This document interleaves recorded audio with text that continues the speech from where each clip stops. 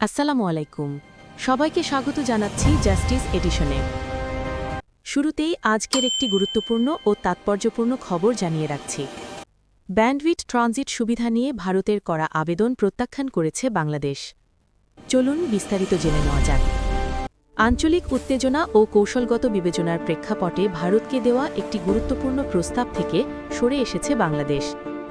উত্তর পূর্ব ভারতের রাজ্যগুলোতে মোবাইল ও ইন্টারনেট সংযোগ সরবরাহের জন্য বাংলাদেশের ভূখণ্ড ব্যবহার করে ব্যান্ডউইথ ট্রানজিট সুবিধা চেয়ে নয়াদিল্লি যে আবেদন করেছিল তা অনুমোদন দেয়নি বাংলাদেশ টেলিযোগাযোগ নিয়ন্ত্রণ কমিশন বিটিআরসি। ভারতীয় গণমাধ্যম আনন্দবাজার পত্রিকা জানায়, অন্তর্বর্তী সরকারের নীতিগত সিদ্ধান্ত অনুযায়ী এই মুহূর্তে এ ধরনের ট্রানজিট সুবিধা আর দেওয়া হচ্ছে না। প্রসঙ্গত, ব্যান্ডউইথ বলতে প্রতি সেকেন্ডে কতটুকু তথ্য আদান-প্রদান করা যায় তা বোঝানো হয়, যা ইন্টারনেটের গতি ও মান নির্ধারণে অত্যন্ত গুরুত্বপূর্ণ ভূমিকা রাখে। ড. মুহাম্মদ ইউনুসের নেতৃত্বাধীন অন্তর্বর্তী সরকারের একটি সূত্র জানিয়েছে, যদি এই ট্রানজিট অনুমোদন দেওয়া হতো তাহলে আঞ্চলিক ডিজিটাল হাব হিসেবে বাংলাদেশের কৌশলগত অবস্থান দুর্বল হয়ে পড়ার আশঙ্কা ছিল। সেই কারণেই প্রস্তাবটি বাতিল করা হয়েছে। এই বিষয়ে গত ১ ডিসেম্বর বিটিআরসি একটি আনুষ্ঠানিক নির্দেশনা জারি করে।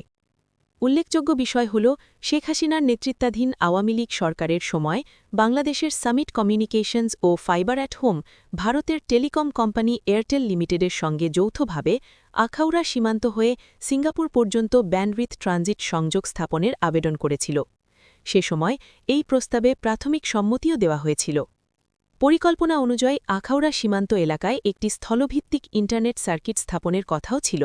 তবে বিটিআরসি জানিয়েছে, এই প্রকল্পে বাংলাদেশের লাভ হতো খুবই সীমিত, বরং এর প্রধান সুবিধাভোগী হতো ভারত।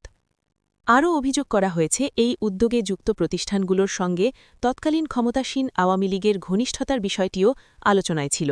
প্রতিবেদনে উল্লেখ করা হয়, সামিট কমিউনিকেশনসের চেয়ারম্যান মোহাম্মদ ফরিদ খান, সাবেক সংসদ সদস্য ও আওয়ামী লীগ নেতা ফারুক খানের ভাই এবং ক্ষমতাচ্যুত প্রধানমন্ত্রী শেখ হাসিনার ছেলে সজীব ওয়াজেদ জয়ের ঘনিষ্ঠ হিসেবে পরিচিত।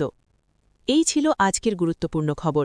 সত্য ও ন্যায়ের পক্ষে থাকতে চোখ রাখুন জাস্টিস এডিশনে।